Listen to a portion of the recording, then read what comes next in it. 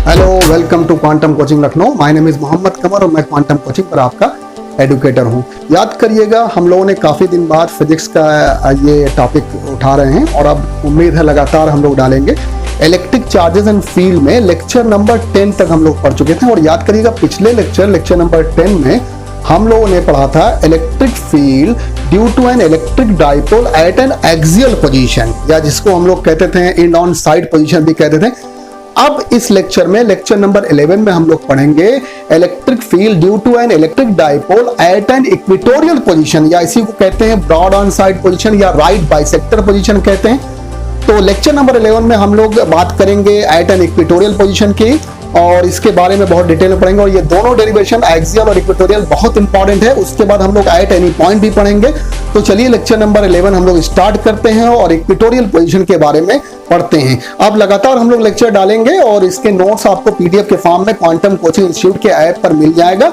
तो चलिए हम लोग स्टार्ट करते हैं, पढ़ते हैं इक्वेटोरियल पोजीशन और बताएगा डाइपोल की वजह से इलेक्ट्रिक फील्ड निकालेंगे एट एन इक्वेटोरियल पोजीशन। चलिए स्टार्ट करते हैं। तो चलिए लेक्चर नंबर 11 को स्टार्ट करते हैं। याद करिए लेक्चर नंबर 10 में आप लोगों ने electric field due to an electric dipole at an axial position पढ़ा था और अब हम लोग यहाँ पर एट एन इक्वेटोरियल पोजीशन पढ़ेंगे।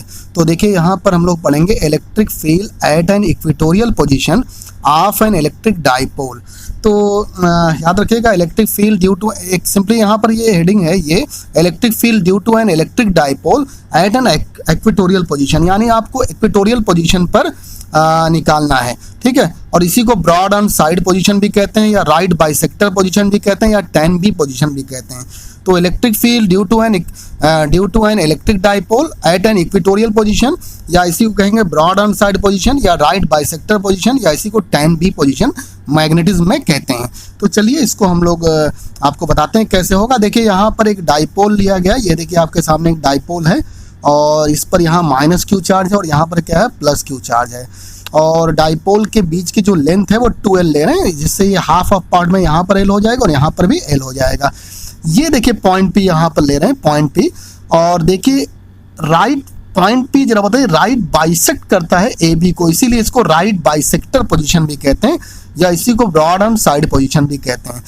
पॉइंट P पर हम लोग को निकालना है नेट इलेक्ट्रिक फील्ड और इस डाइपोल की वजह से इसका मतलब राइट बाइसेक्टर पोजीशन में निकालना है या इक्वेटोरियल पोजीशन में निकालना है। तो इस पॉइंट P पर अगर आपको नेट फील्ड निकालना है तो यहाँ पर टेस्ट चार्ज लेना होगा। देखिए हम लोगों ने यहाँ पर टेस्ट चार्ज ले लिया और डायरेक्शन अब चेक करिए, यहाँ पर टेस्ट चार्ज ले लिया। देखिए ये टेस्ट चार्ज तो आपको पता है वेरी स्मॉल पॉजिटिव चार्ज होता है और ये भी पॉजिटिव है, तो पॉजिटिव क्या करेगा, रिपेल करेगा, फोर्स इधर लगेगा तो इलेक्ट्रिक फील्ड की डायरेक्शन भी होगी, यानी electric field due to B ये हो गया। और ये प्लस है, बताइए आप जानते हैं टेस्ट चार्ज को वेरी स्मॉल पॉजिटिव चार्ज लेते हैं, तो ये पॉजिटिव है और ये बताइए -q है तो ये अट्रैक्ट करेगा। तो EA जरा बताइए क्या करेगा, यहाँ पर अट्रैक्ट करेगा। तो देखिए electric field due to A ये हो गया और electric field due to B ये हो गया। सबसे इंपॉर्टेंट डायरेक्शन निकालना ही होता है। अगर इसके बीच एंगल आपका थीटा हो तो यहाँ पर पैरेलल लाइन लेंगे तो वहाँ ट्रांसवर्सल कट करेगा, ये भी एंगल क्या हो जाएगा थीटा और ये भी क्या हो जाएगा थीटा हो जाएगा, दोनों एंगल थीटा हो गया। और यहाँ से देखिए इसकी डिस्टेंस R है। अब इस डायग्राम को हम लोग अलग से बना लेते हैं। देखिए यहाँ पर EB इधर लग रहा था और EA इधर लग रहा था। अच्छा आपका ये बताइए एंगल कितना बन रहा था, पैरेलल से थीटा बन रहा था, तो थीटा से लगा हुआ कंपोनेंट क्या होगा, ये वाला EB का EB cos थीटा होगा और इधर वाला क्या हो गया EB sin थीटा हो गया और ये भी हो गया EA cos थीटा EA के लिए और ये क्या हो गया EA sin थीटा।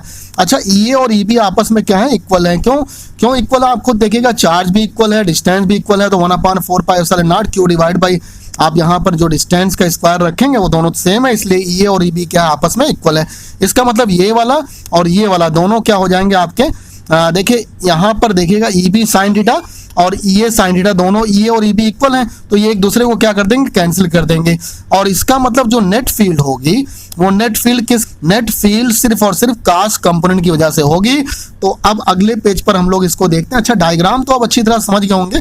EB की डायरेक्शन ये हो गई, EA की डायरेक्शन ये हो गई और ये EB cos थीटा और ये EA cos थीटा भी इधर लगेगा और यहाँ पर EB sin थीटा और यहाँ पर EA sin थीटा। तो साइन का कंपोनेंट तो कैंसिल हो रहा है, कॉस का कंपोनेंट ही बताइए यहाँ पर नेट फील्ड के लिए बताइए जिम्मेदार होगा, नेट फील्ड इसी से निकलेगी। चलिए अगले पेज पर यहाँ पर देखते हैं। देखिए नेक्स्ट पेज पर यहाँ पर आते हैं और देखिए आपको हमने बताया था कॉस कंपोनेंट की वजह से नेट फील्ड होगी, तो कॉस कंपोनेंट की वजह से यहाँ पर नेट फील्ड आती है, ये कॉस थीटा और ये बताइए क्या हो गया, ये भी कॉस थीटा, क्योंकि दोनों सेम डायरेक्शन में है तो वेक्टर सम हो जाएगा, इसका मतलब इन दोनों का सम। और ये और ये भी पीछे हमने दिखाया भी था इक्वल था, दोनों इलेक्ट्रिक फील्ड क्या थी, इक्वल थी। तो ये और ईबी को अगर हमने इक्वल ले लिया और इसको ई डैश के इक्वल ले लिया, पीछे हमने दिखाया है, तो ये हो गया 2 ई डैश कॉस थीटा। अब ई डैश की वैल्यू यहाँ से रखिए और देखिए ई डैश की वैल्यू रखेंगे, डायग्राम से चेक करिए, आप खुद चेक करिएगा, यहाँ पर चाहे ये रखें या ई बी रखें, आप देखिएगा जिस पॉइंट पर हम लोग फील्ड निकालते हैं वो चार्ज तो कैंसिल हो जाता है, यानी इस चार्ज क्यू की वजह से होगा, यहाँ पर भी क्यू की वजह से होगा, तो 1/4 पाई एप्सिलॉन नॉट और क्यू डिवाइड बाई इनके बीच की पी से लेकर ए तक की डिस्टेंस या पी से लेकर बी तक की डिस्टेंस होगी, जो कि under root r² plus l² है, यही यहाँ पर हमको रखना होगा। तो अगले पेज पर इसी को हम लोग यहाँ पर रखते हैं और देखिएगा यहाँ पर रख दिया 1/4 पाई एप्सिलॉन नॉट क्यू और यहाँ पर हो गया under root r² plus l² का होल स्क्वायर, क्योंकि नीचे आपका फार्मूला इलेक्ट्रिक फील्ड का जानते हैं 1/4 pi epsilon not Q divide by r², तो r की जगह डिस्टेंस का स्क्वायर रखना पड़ेगा। तो आप खुद चेक करिए यहाँ पर देखिएगा, तो आप खुद देखिएगा यहाँ पर बताइएगा ये PB हो या बताइए PA हो, दोनों के दोनों क्या आपस में इक्वल हैं, तो PA और PB आपस में इक्वल हैं और दोनों की वैल्यू बताइए यहाँ पर क्या है, आप निकाल सकते हैं, राइट एंगल ट्रायंगल है, बताइए अंडर रूट क्या हो गया r² प्लस यहाँ पर l² हो गया। तो इस तरह से हमने यहाँ पर ये रख दिया वैल्यू। और देखिएगा कॉस थीटा अगर आप चेक करें तो यहाँ से हम लोग जरा ये डायग्राम को नीचे लाते हैं और करते हैं यहाँ पर कॉस थीटा।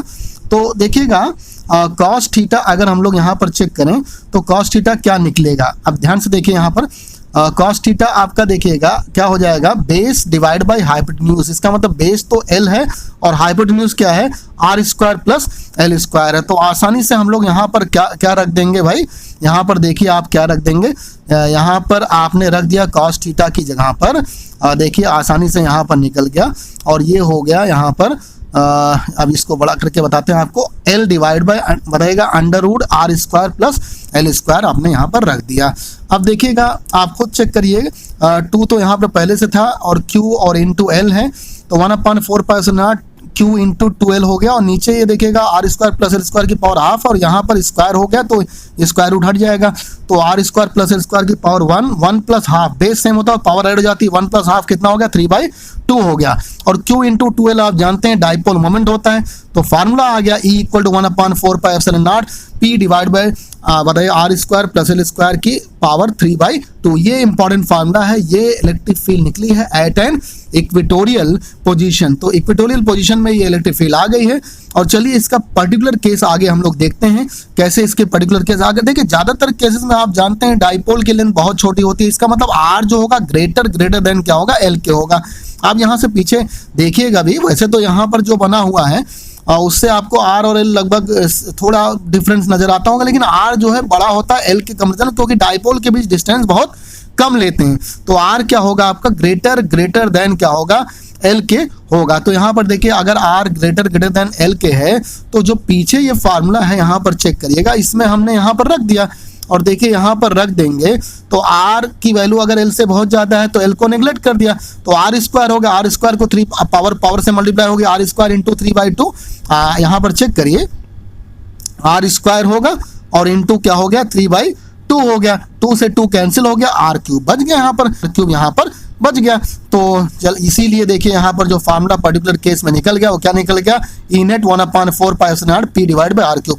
याद करिए पीछे जब आपने एक्सियल निकाला था पर्टिकुलर केस में वो फार्मूला निकला था E net = 1/4 pi epsilon not 2p divide by r³, और यहाँ पर p/r³ एक डिफरेंस है, वहां पर p बताइएगा 2p/r³ था एक्सियल में, आपने जब electric field due to an electric dipole at an axial position निकाला था या उसी को इन ऑन साइड पोजीशन कहते थे, तो इन ऑन साइड पोजीशन के में निकाला था 1/4 पाई एप्सिलॉन नॉट 2p/r³, और यहाँ क्या होगा p डिवाइड बाय r³ होगा। अब देखिए वेक्टर फॉर्म में इस फार्मूले को अगर लिखेंगे वेक्टर फॉर्म में, तो in vector form at an equatorial position क्या होगा, इलेक्ट्रिक फील्ड तो वेक्टर क्वांटिटी है, यहाँ पर रख दिया electric field vector quantity, dipole moment खुद में वेक्टर क्वांटिटी, तो बाहर से कुछ लाना नहीं पड़ेगा माइनस। अब यहाँ पर p लिखा, अब देखिए माइनस साइन क्यों आ गया यहाँ पर, ये इसकी बात अभी आगे हम लोग करेंगे, माइनस साइन क्यों आता, क्योंकि इलेक्ट्रिक फील्ड और डाइपोल मोमेंट डायरेक्शन क्या होगी, अपोजिट होगी, अभी आपको वहां आगे समझा देंगे कैसे अपोजिट होगी, इसलिए यहाँ पर माइनस साइन आएगा। अच्छा पीछे की तरफ हम लोगों ने एक्सियल में वेक्टर फॉर्म में नहीं बताया था, तो एक्सियल में भी हम लोगों ने वेक्टर फॉर्म में नहीं बताया था, तो एक्सियल वाला भी हम लोग यहाँ पर बता देते हैं। वेक्टर फॉर्म में अगर एक्सियल में रखना होगा तो एक्सियल में देखिए क्या होगा, देखिए इक्वेटोरियल में तो minus p divide by r cube हो गया, एक्सियल में क्या होगा इक्वल टू 1/4 2p, पी पर बताएगा आपने वेक्टर साइन लगा क्योंकि डाइपोल मोमेंट वेक्टर क्वांटिटी है, तो 2p divide by r cube. यहाँ पर माइनस साइन नहीं आएगा क्योंकि इलेक्ट्रिक फील्ड और डाइपोल मोमेंट यहाँ पर सेम डायरेक्शन में होंगे। जो नेट इलेक्ट्रिक फील्ड होगा डाइपोल मोमेंट ये सेम डायरेक्शन में होगा और यहाँ पर अपोजिट डायरेक्शन में होगा। तो ये बड़ी इंपॉर्टेंट बात आपको पता चली और अभी इसी को हम लोग आगे प्रूव कराते हैं, बहुत इंपॉर्टेंट है। चलिए अगले पेज पर इसको हम लोग देखते हैं। तो चलिए आपको समझाते हैं कैसे एक्सियल में नेट इलेक्ट्रिक फील्ड और डाइपोल मोमेंट सेम डायरेक्शन में और इक्वेटोरियल में कैसे नेट इलेक्ट्रिक फील्ड और डाइपोल मोमेंट के डायरेक्शन अपोजिट डायरेक्शन में कैसे होते हैं, ये हम आपको समझाते हैं। देखिए एक्सियल का पहले लेते हैं। एक्सियल के केस में हमने देखिए डाइपोल ले लिया ए बी, ए पर माइनस क्यू चार्ज, आप जानते हैं इलेक्ट्रिक डाइपोल सिस्टम होता है 2 पॉइंट चार्जेस का और इक्वल मैग्नीट्यूड बताएगा अपोजिट साइन। तो देखिए यहाँ पर माइनस क्यू और यहाँ पर प्लस क्यू ले लिया। अब पॉइंट पी यहाँ पर हमने लिया। अब आप देखिएगा पॉइंट पी पर हमको नेट इलेक्ट्रिक फील्ड निकालनी होती है, तो आप बताइए एक फील्ड होगी ए पर रखे हुए चार्ज की वजह से और एक फील्ड होगी बी पर रखे हुए चार्ज की वजह से। देखिए ए पर रखा हुआ चार्ज जो है आपका है वो निगेटिव है और यहाँ पर टेस्ट चार्ज लेंगे पॉजिटिव होगा, ये अट्रैक्ट करेगा, फोर्स जिधर लगेगा। याद रखिए आपको हमने डायरेक्शन बताया था, electric field is a vector quantity having direction along the force acting on the test charge, यानी टेस्ट चार्ज पर जो फोर्स की डायरेक्शन होती है वही इलेक्ट्रिक फील्ड की डायरेक्शन होगी। तो यहाँ पर चेक करिए फोर्स इधर लगेगा तो इलेक्ट्रिक फील्ड भी इधर लगेगी। डायरेक्शन जरूर आप तैयार करिएगा, ये जो हम लोगों ने बताया पूरा पीछे पढ़िएगा। तो ई एक आपका ये हो गया और देखिए बी पर चार्ज प्लस क्यू है, ये भी प्लस क्यू रिपेल करेगा तो ये भी इधर लगेगा। अब इस पता करिए कि ए और ए बी में से बड़ा कौन सा है। आप जानते हैं इलेक्ट्रिक फील्ड का इनवर्स रिलेशन होता है आर स्क्वायर से, इसका मतलब जिसके लिए डिस्टेंस ज़्यादा होगी उसके लिए बताएगा ई क्या होगा, कम होगा। तो इसका मतलब जिसके लिए आर की वैल्यू कम होगी उसके लिए इलेक्ट्रिक फील्ड ज़्यादा होगा। तो आर की वैल्यू पीबी के केस में कम है क्योंकि पीबी की जो डिस्टेंस होती है वो आर माइनस क्या होगी एल होगी। तो इसका मतलब ई बी ग्रेटर देन क्या होगा ई होगा। तो जो ज्यादा फील्ड होगी वही तो डायरेक्शन डिसाइड करेगी। तो ई बी अगर ज्यादा है तो नेट फील्ड किधर होगी, ई बी की तरफ होगी, इसका मतलब ई नेट इधर लगेगा। और डाइपोल मोमेंट आप जानते हैं इलेक्ट्रिक डाइपोल मोमेंट बताएगा along the axis of dipole लगता है from negative to positive charge. तो देख लीजिए दोनों की डायरेक्शन क्या है, सेम है। देखिए इन दोनों की डायरेक्शन क्या, देखिए ये भी इधर लग रहा है ये भी इधर लग रहा है, दोनों के दोनों डायरेक्शन क्या है यहाँ चेक कर लेते हैं कि क्या अगर हमने यहाँ पर प्लस क्यू कर दिया और यहाँ पर हमने माइनस क्यू कर दिया तो डायरेक्शन यही रहती है कि पलट जाती है। अब देखिए यहाँ पर प्लस क्यू कर दिया, यहाँ माइनस क्यू कर दिया, फिर से पी पर हम लोग यहाँ पर डायरेक्शन निकालेंगे फील्ड की। तो आप देखिए पी पर हम लोग निकालेंगे, पी पर क्यू नॉट यानी टेस्ट चार्ज रखा, जब भी जहाँ पर चार्ज ना दिया आप टेस्ट चार्ज रखते हैं डायरेक्शन निकालने के लिए, तो यहाँ पर हमने टेस्ट चार्ज रख दिया। अब test charge very small positive charge होता है, ए पर प्लस और यहाँ पर भी प्लस रिपेल करेगा, इसका मतलब ये इधर लगेगा। और पी पर देखिए प्लस चार्ज है और बी पर माइनस है तो अट्रैक्ट करेगा, ये भी इधर लगेगा। अब फिर से ई बी यहाँ पर ग्रेटर देन ये होगा क्योंकि ई बी के बीच की ई बी की डिस्टेंस क्या है यहाँ पर कम है तो इलेक्ट्रिक फील्ड ज्यादा होगा। अब फील्ड जिसका ज्यादा वही डिसाइड करेगा नेट फील्ड, तो नेट फील्ड इधर लग रहा है। और डाइपोल मोमेंट भी बताए नेगेटिव से पॉजिटिव चार्ज लगता है, इसका मतलब आप देखिएगा कि यहाँ पर ये फील्ड भी इधर लग रही है और डाइपोल मोमेंट भी इधर लग रहा है। तो एक तरह से देखें दोनों पैरेलल लग रहे हैं, ऊपर वाले में भी देखिए पैरेलल लग रहा है और यहाँ भी पैरेलल लग रहा है। एक बड़ी इंपॉर्टेंट बात आप एकदम बिल्कुल याद रखिएगा, बहुत ज्यादा इंपॉर्टेंट है ये, याद रखिएगा। एट एन एक्सियल पोजीशन, यहाँ पर हम लोगों ने लिख भी दिया है, at an axial position net field and dipole moment always remains parallel to each other। इसका मतलब दोनों के बीच एंगल क्या होगा, जीरो होगा। याद रखिएगा, फिर से बोलते हैं, at an axial position net field and dipole moment always remains parallel to each other। याद रखिएगा दोनों एक दूसरे के पैरेलल होंगे। अब हम लोग इसको चेक करते हैं कि देखिए एक्सियल पोजीशन में तो दोनों पैरेलल में हुए, सेम डायरेक्शन में हो, चाहे वो फील्ड हो और चाहे डाइपोल मोमेंट हो। इक्वेटोरियल पोजीशन में क्या होता है ये हम लोग अगले पेज पे चेक करते हैं। हेडिंग तो यहाँ पर देखिए डली हुई है, एट एन इक्वेटोरियल पोजीशन, और इक्वेटोरियल पोजीशन को हम लोग नेक्स्ट पेज पर चेक करते हैं। देखिए एट एन इक्वेटोरियल पोजीशन की बात करेंगे। अब यहाँ पर फिर से आपने एक डाइपोल लिया ए बी, ए पर माइनस क्यू चार्ज और बी पर प्लस क्यू चार्ज। आप देखिएगा आपके राइट बाइसेक्टर पोजीशन में लेना है तो पी पॉइंट यहाँ पर लिया, टेस्ट चार्ज यहाँ पर रखा। अब देखिएगा एक ए पर रखे हुए चार्ज की वजह से फील्ड होगी और एक बी पर रखे हुए चार्ज की वजह से फील्ड होगी। तो ए पर रखा हुआ चार्ज माइनस क्यू है, माइनस क्यू और टेस्ट चार्ज पॉजिटिव है, अट्रैक्ट करेगा। तो ये बताइए क्या करेगा, इस डायरेक्शन में लगेगा जहां पर देखिए हमने एरो बनाया। और ई बी क्या करेगा, रिपेल करेगा, तो फोर्स इधर लगेगा तो इलेक्ट्रिक फील्ड भी इधर लगेगी। आपको बता दें नेट फील्ड आपसे बताया था, इसका साइन कंपोनेंट तो देखिए कैंसिल हो जाता है। देखिए साइन कंपोनेंट जो बनाया था वो ऊपर नीचे बताइए बताइए दोनों इक्वल होकर कैंसिल हो जाता है, इसके कास्ट कंपोनेंट की वजह से नेट फील्ड होगी। इसका मतलब ये होगी किधर लगेगी, नेट फील्ड देखिए इस डायरेक्शन में लगेगी, जहां पर देखिए हम एरो आपको ग्रीन कलर से दिखा रहे हैं, तो ये एक नेट फील्ड लगेगी। और डाइपोल मोमेंट आप जानते हैं from negative to positive charge होता है along the axis of dipole, तो डाइपोल मोमेंट की डायरेक्शन ये है, आप खुद देख रहे हैं दोनों के दोनों कैसे हैं, यहां पर एंटी पैरेलल हैं, इसका मतलब इक्वेटोरियल पोजीशन में ये एक दूसरे के एंटी पैरेलल होंगे। अच्छा, अब हम लोग चेक कर लेते हैं कि क्या पोजीशन बदल देते हैं तो फिर डायरेक्शन क्या एंटी पैरेलल ही रहती है कि कुछ चेंज हो जाती है, इसको भी हम लोग यहाँ पर चेक करते हैं। तो उसको नेक्स्ट पेज पर हम लोग चेक करते हैं और देखिए यहाँ पर नेक्स्ट पेज पर ये आपको यहाँ पर बताते हैं। देखिए यहाँ पर अब हमने ए पर प्लस क्यों कर दिया, पहले माइनस क्यों था, और बी पर हमने माइनस प्लस क्यों की जगह पर माइनस क्यों कर दिया। अब देखिए फिर से यहाँ पी पर डायरेक्शन ई बी बताएगा, अट्रैक्ट करेगा क्योंकि यहाँ माइनस क्यों चार्ज है, ये क्या करेगा रिपेल करेगा, नेट फील्ड इधर लग रही है और डाइपोल मोमेंट बताइए इधर लग रहा है। फिर से दोनों एंटी पैरेलल हैं, आप चेक करिए यहाँ इस केस में भी जरा बताइए दोनों के दोनों एंटी पैरेलल, इसका मतलब हम लोगों ने position minus Q plus Q charge की बदलने के बाद भी डायरेक्शन वही आ रही है। इसका एक नोट नंबर फर्स्ट बना और नोट नंबर यहाँ पर सेकंड बन गया, एक तरह से बहुत इंपॉर्टेंट, याद करिएगा। At an axial position net field and dipole moment always remains parallel to each other, जबकि यहाँ पर एट एन इक्वेटोरियल पोजीशन क्या होगा, net field and dipole moment remains anti parallel, इसका मतलब थीटा कितना होगा 180 डिग्री होगा, anti parallel to each other. बहुत इंपॉर्टेंट है ये, आप जब एट एनी पॉइंट निकालेंगे यानी इक्वेटोरियल एक्सियल को छोड़कर किसी और पॉइंट पर जब आप नेट फील्ड निकालेंगे डाइपोल की वजह से, वहां पर बहुत काम आएगा और बहुत सारे क्वेश्चन में ये काम आएगा।